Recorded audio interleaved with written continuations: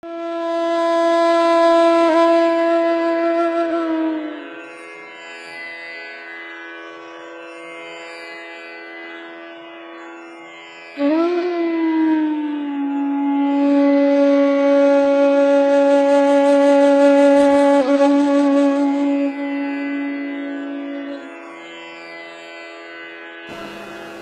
চিকিৎসায় বিছানায় পড়ে আছে বীর মুক্তিযোদ্ধা আবু সাইদ।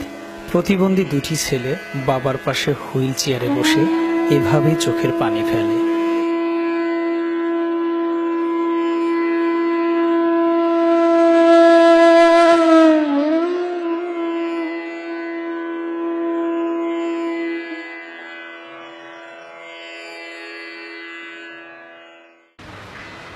আমাদের এই সমস্যার জন্য কেউ দেখতে আসে না, কেউ খোঁজ নেয় না, আমাদের কষ্ট কেউ বোঝে না।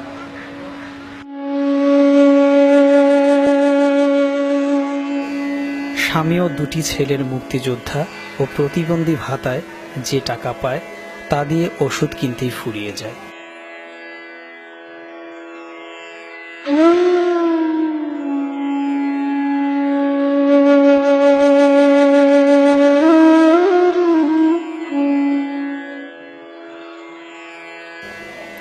স্বামী ও সন্তানদের সেবা যত্ন করার পর বাকি সময়টুকু সুতো কেটে চলছে আবু সাইদের স্ত্রী হেলেনা। উনার সংসারে কাজ করছি, তারপরে থেকে আমি আমার সংসারে নিজেই কাজ করে খাই।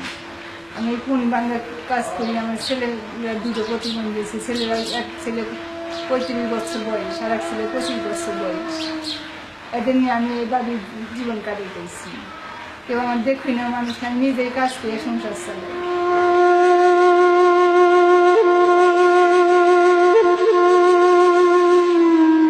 মেলা কষ্ট।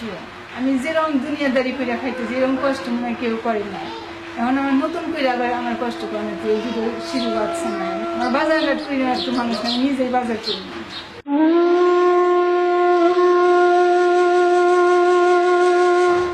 আসলে আমরা প্রতিনিয়ত সারা বাংলাদেশের প্রত্যন্ত অঞ্চল থেকে এ ধরনের মানুষ তুলে ধরি, যে কষ্টগুলো আমরা কখনোই সহ্য করতে পারি না। একজন বৃদ্ধ মা কীভাবে তার দুটা প্রতিবন্ধী ছেলেকে 35 বছর ধরে লালন পালন করছেন এবং গত 7 বছর ধরে তার মুক্তিযোদ্ধা স্বামী প্যারালাইজড এবং গত 4 মাস ধরে সে এতটাই অসুস্থ, বিছানা থেকে সে খাওয়া দাওয়া সব কিছু বন্ধ হয়ে গেছে। কিন্তু এবং দেশের মুক্তিযোদ্ধা মন্ত্রণালয় তার যথাযথ পদক্ষেপে চিকিৎসার ব্যবস্থা নেবেন।